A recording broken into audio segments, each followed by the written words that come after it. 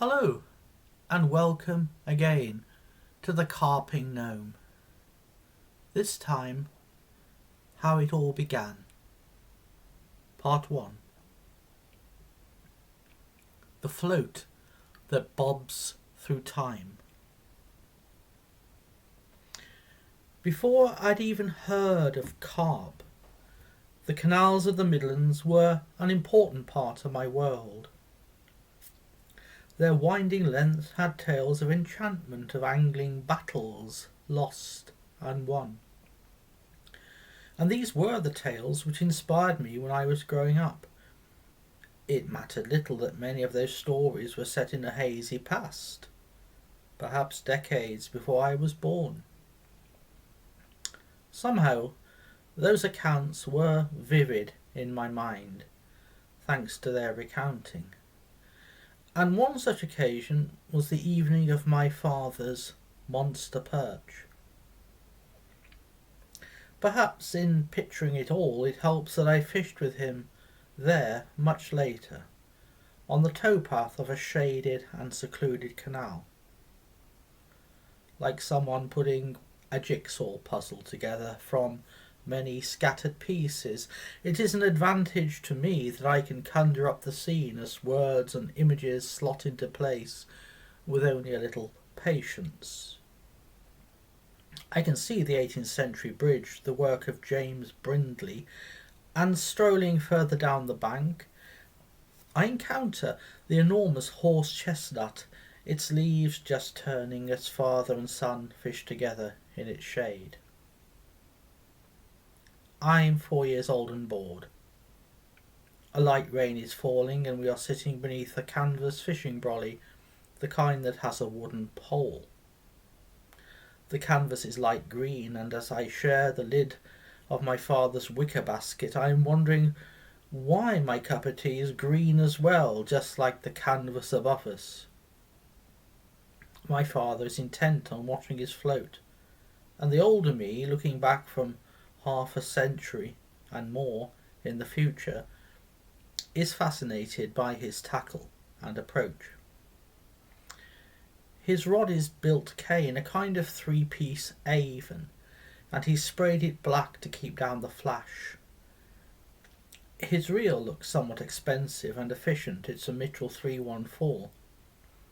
I looked at the float and see it is his favourite little grayling bob.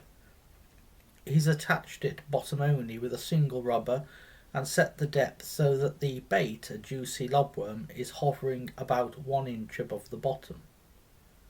The float bobs once and shoots under, and he strikes. Returning to my childhood, I find that the rod has been thrust into my hands. It feels as if I'm waving Mom's line prop about. It's so heavy, that rod, and my father is urging me to reel. Reel forwards, not backwards, and I'm trying. I'm doing my best, as a small perch of 3 ounce or so comes skittering along the green surface through drifts of autumn leaves. I don't consider this to be my first fish, because the rod was handed to me after the strike. But it was the first fish I ever reeled in, and I felt the jags and jolts of a hooked creature at the end of a taut line. Dad lets me hold the small perch, shows me where the spines are, tells me to be careful. I'm half afraid but entranced, and almost sorry when the time arrives to release the fish back to the dark water. My father loved perch. At the time they were his favourite fish, and he managed to catch them to just under 2 pounds from our canal. But one evening he encountered a stripy sergeant of a different magnitude, a veritable grandfather of all perch. It was an autumn evening once more, and my father had decided to grab a few hours after roach. He's not in his usual place, but a little before Brindley's Bridge, where hawthorns overhang the placid sheen.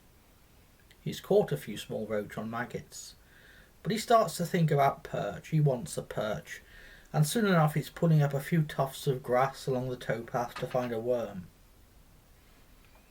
He only finds one worm, but that's enough. It will do. With an underarm flick, he sends bait and float out to the far side into a little gap between the looming hawthorns, where, as local knowledge has it, a natural spring flows into the canal.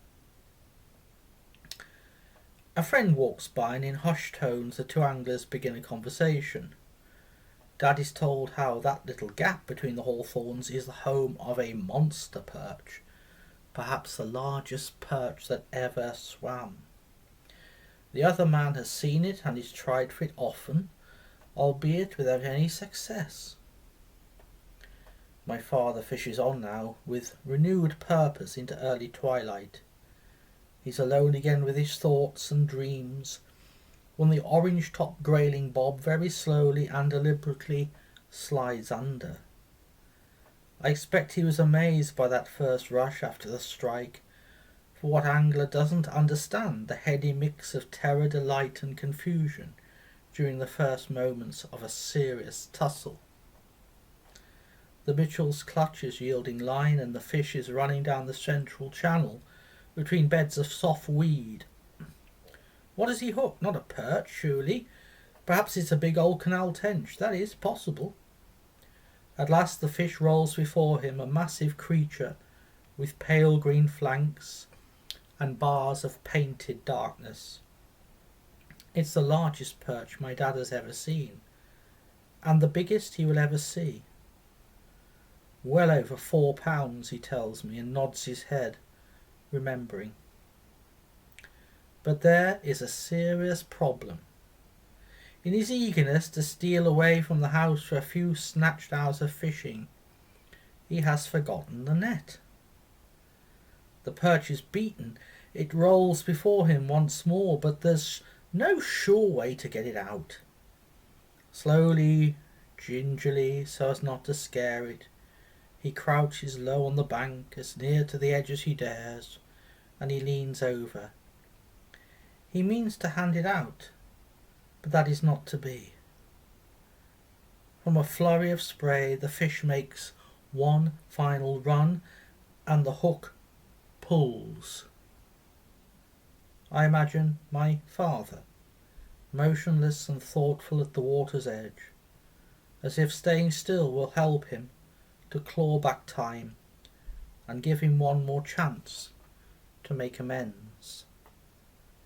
The light is grey and hazy now, it's hard to see more. The surface of the canal ceases to rock as silence gathers around the bridge, the scene and all, and soon the night will come.